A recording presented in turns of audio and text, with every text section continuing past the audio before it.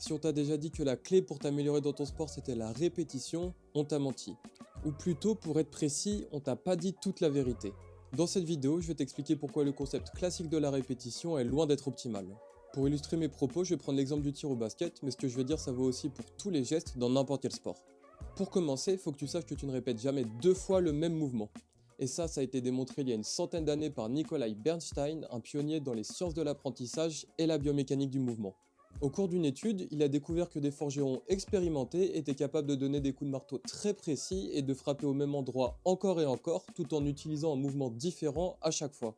De là est né le concept de répétition sans répétition, c'est-à-dire la répétition d'un même résultat d'action. Donc par exemple, rentrer un tir au basket sans répéter exactement le même geste.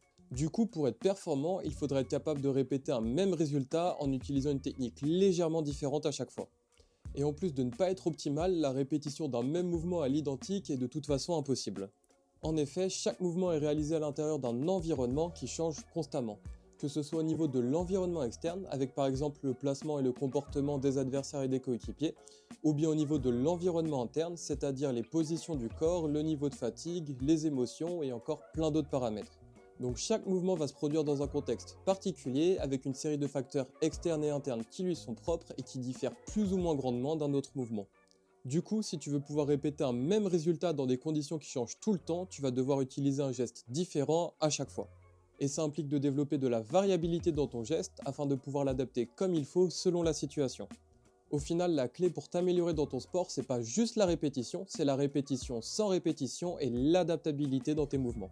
Et la semaine prochaine, je vais te présenter une méthode d'entraînement très efficace qui se base sur ce principe.